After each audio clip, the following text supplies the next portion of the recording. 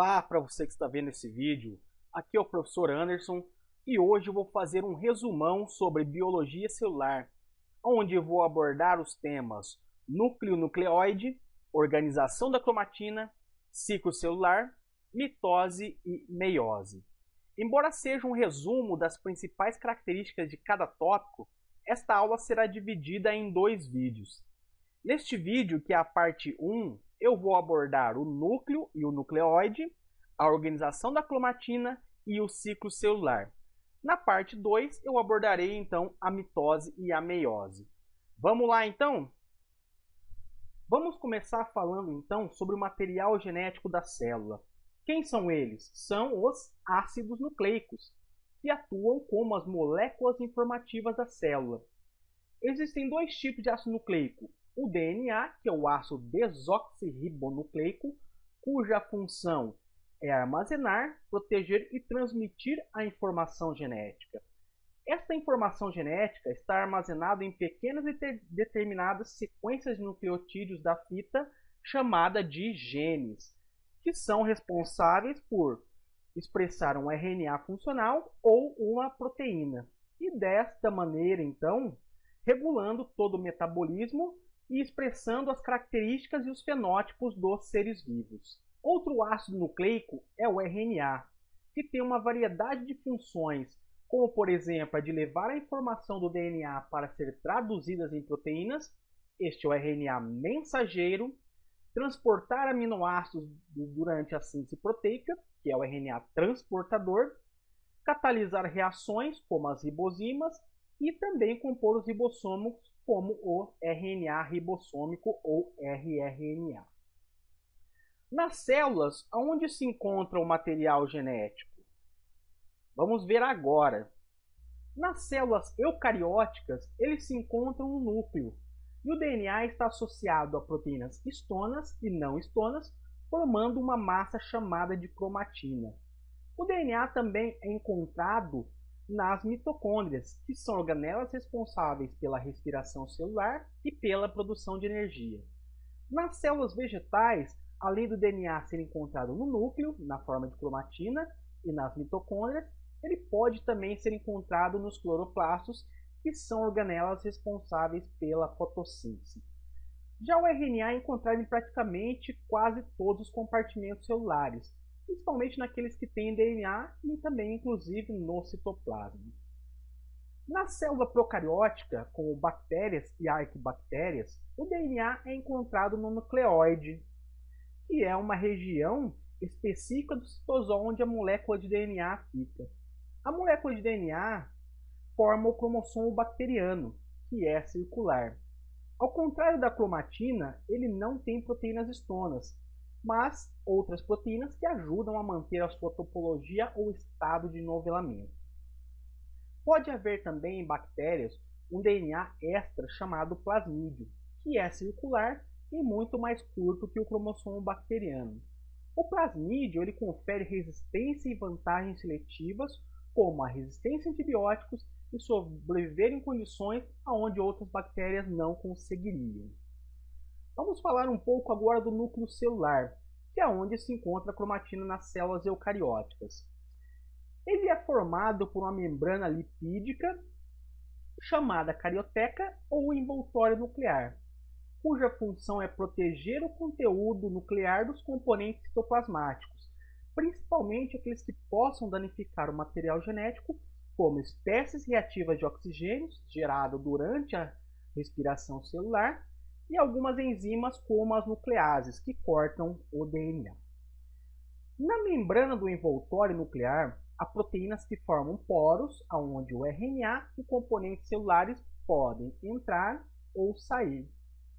E dentro do núcleo, então, encontra-se a cromatina. A cromatina ela possui diversos níveis de organização. A molécula de DNA em eucariotos ela é linear e muito comprida para caber dentro do núcleo. Então, ela precisa se organizar com a ajuda de proteínas histonas e não histonas e adquirir estados de nivelamento para caber dentro do núcleo. Primeiramente, o DNA se enrola em proteínas histonas, dando duas voltas, formando estruturas então chamadas nucleossomos.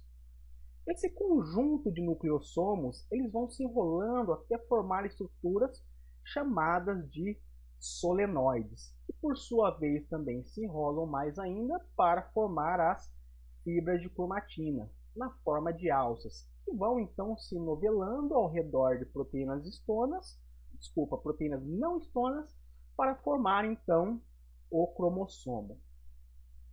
Na intérfase, que é um período do ciclo celular, a cromatina está organizada na forma de alças de cromatina, ou seja, o cromossomo está em um estado descompactado. Já no período de divisão celular, o cromossomo está então compactado. E temos aqui a região do nucleolo, onde se situa uma massa de cromatina que é responsável pela produção do RNA ribossômico. Essa região também é conhecida por região organizadora de nucleolo, cuja sigla é RON, R-O-N. Na intérfase, a cromatina ou cromossomo precisa estar descondensado, pois na intérfase ocorre a expressão gênica e as enzimas do complexo de transcrição têm que ter acesso aos genes, e com o cromossomo totalmente compactado, isso não é possível. Já vimos que os genes são pequenos segmentos de nucleotídeos contidos na fita de DNA que produzem uma proteína ou um RNA funcional. Já na fase M do ciclo celular, que é o período de divisão, os genes não estão acessíveis, ou seja, não há expressão gênica. Essa estrutura compactada serve somente para facilitar a divisão do material genético na mitose e recombinação na hora da meiose. O cromossomo, de acordo com a sua anatomia e posição do centrômero, que é uma parte do cromossomo que auxilia na divisão celular, pode ser classificado em metacêntrico, submetacêntrico, acrocêntrico e telocêntrico. Vamos falar um pouco sobre a anatomia do cromossomo eucariótico. O cromossomo eucariótico ele é linear, ou seja, ele é aberto e possui diversas regiões onde cada uma tem um papel central na manutenção da informação. Os centrômeros também são chamados de constrições primárias. Como já mencionado em slides anteriores, é uma região que é responsável por auxiliar na divisão celular, pois nesta região se encontram proteínas que formam o cinetocoro, que é onde os microtúbulos do complexo centrossomo vão se ligar para separar as cromátides irmãs ou cromossomo inteiro na hora da divisão. Os telômeros são regiões de DNA altamente repetitivo que se situam nas extremidades do cromossomo e têm a função de proteger o braço cromossômico contra a perda de genes ou sequência de nucleotídeos importantes. Os telômeros estão envolvidos no processo de envelhecimento, pois a cada divisão eles perdem sequências nucleotídicas, embora a enzima telomerase tente repor, mas ainda não é o suficiente e ao longo de várias replicações ele vai se encurtando. As regiões dos braços, que ficam entre os telômeros e centrômeros, são regiões onde se situam os genes. São eles o braço curto, P, e o braço longo, Q. Por último, uma estrutura que pode aparecer somente em alguns cromossomos, que é a constrição secundária, também chamada de região organizadora de nucleolo, que é responsável pela síntese de RNA ribossômico. Essa constrição gera um satélite. Note que o cromossomo é um cromossomo antes da replicação do material genético. Nessa outra figura, vimos o mesmo cromossomo agora duplicado após a replicação do material genético. Essas duas cópias deste mesmo cromossomo estão unidas pelo centrômero e cada cópia é chamada de cromátide. Sendo assim, esse cromossomo possui duas cromátides chamadas irmãs. Vamos falar um pouco agora sobre o número de cromossomos. Os organismos possuem número de cromossomos e números de cópia de um mesmo cromossomo entre as diferentes espécies. Este número é chamado de ploidia e pode ser representado pela letra N. Aqueles organismos que têm somente uma cópia de um cromossomo é chamado de haploide ou N. Aqueles que têm duas cópias são chamados de diploides ou 2Ns. Aqueles que têm três cópias são chamados de triploides ou 3Ns. Aqueles que têm quatro cópias são chamados de tetraploides ou 4N. Agora, aqueles que têm mais de quatro cópias são chamados de poliploides. Então, aqueles indivíduos diploides, triploides, tetraploides e poliploides têm cromossomos que são chamados homólogos. No caso dos cromossomos diploides, são dois cromossomos homólogos, onde um veio de origem paterna e outro veio de origem materna.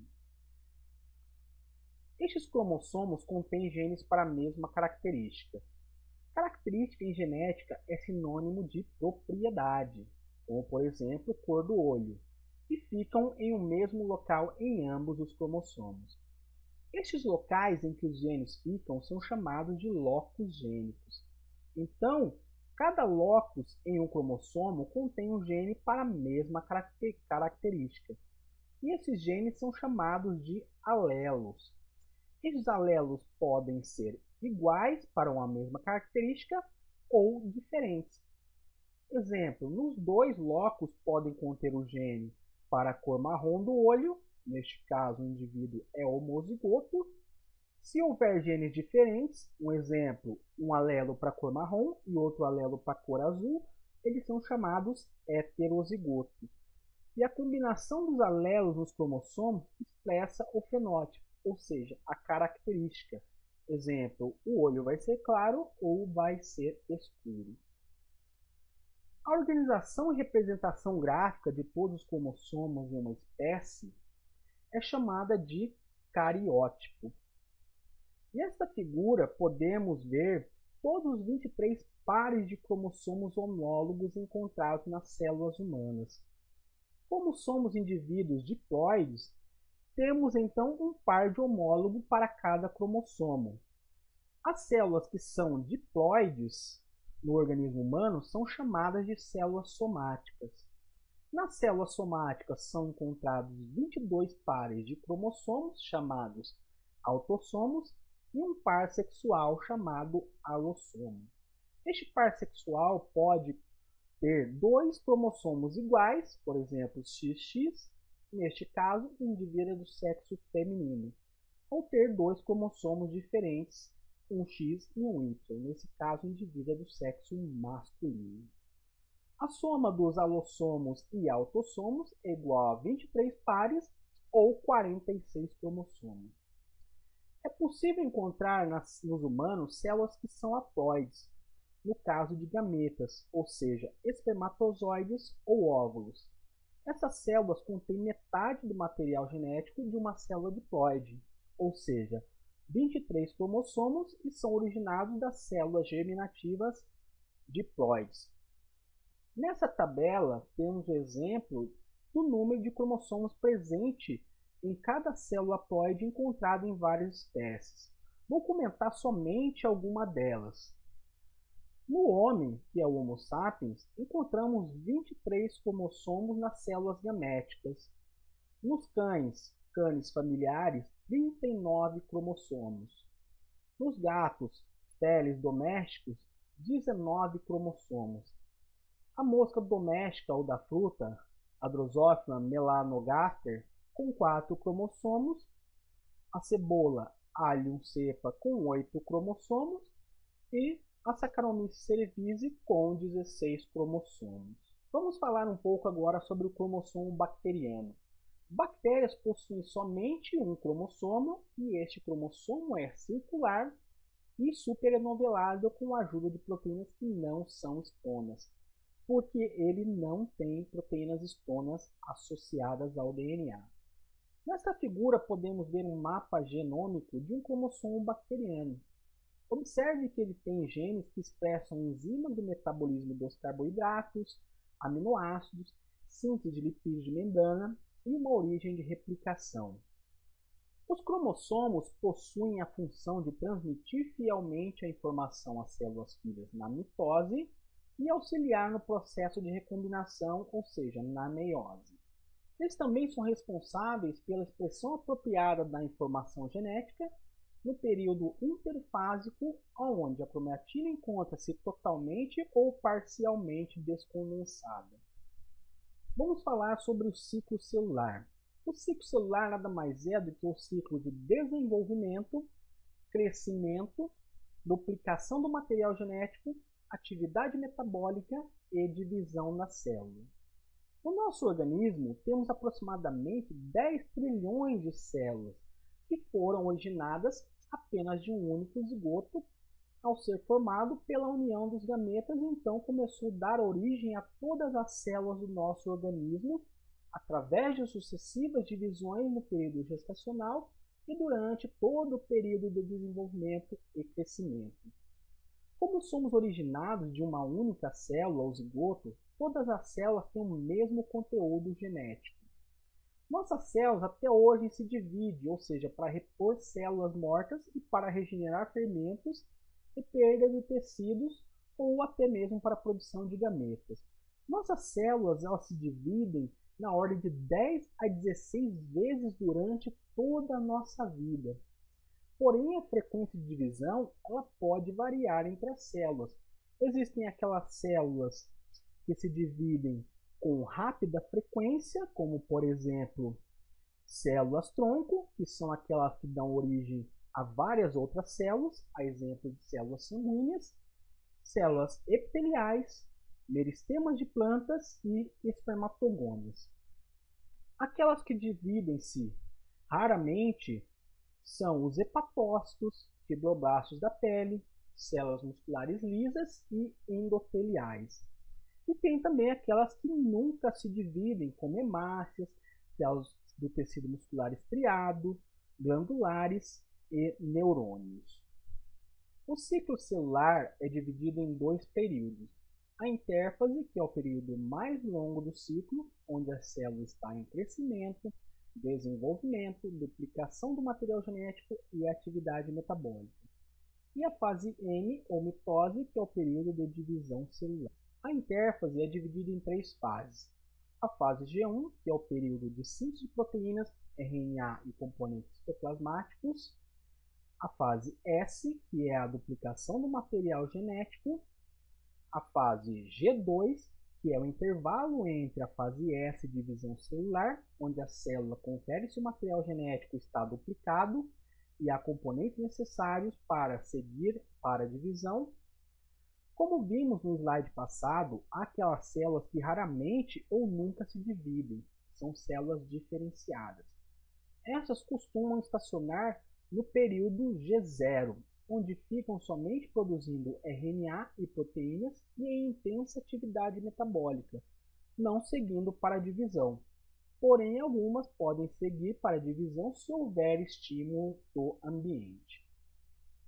Vamos agora para a fase G1. Na fase G1, a cromatina ela encontra-se descondensada ou descompactada, porque nessa fase acontece intensa síntese de RNA e proteínas, além da duplicação de organelas citoplasmáticas, aumentando a membrana plasmática e citoesqueleto e duplicação do centrossomo.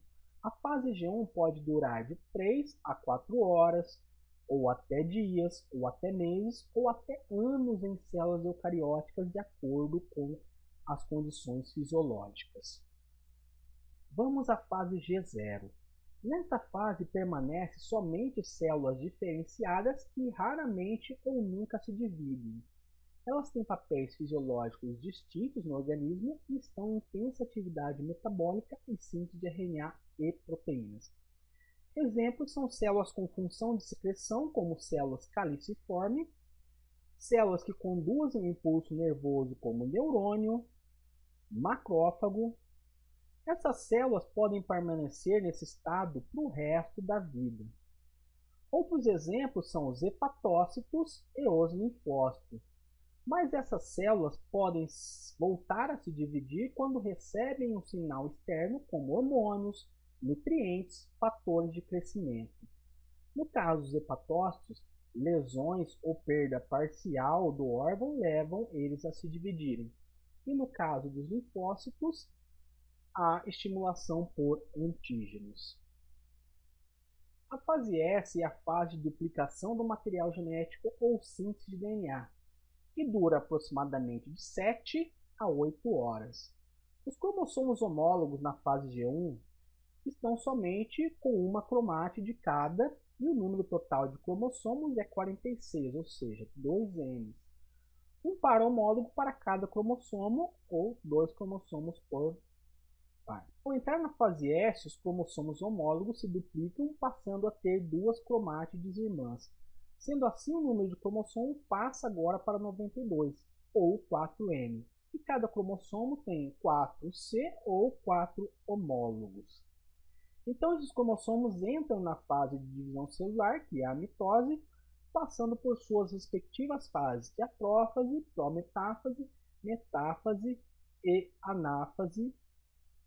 E as cromátides irmãs dos cromossomos duplicados são separadas, dando origem a 2 núcleos na célula, agora cada um com uma cópia de uma cromátide, totalizando 46 cromossomos por núcleo, ou 2N. E na citocinese, a célula se divide então, dando origem a 2 células, cada uma com 46 cromossomos, ou 2N. A fase G2, esta fase é uma fase de intervalo entre a duplicação do material genético e a divisão celular. Esta fase pode durar aí de 2 a 5 horas.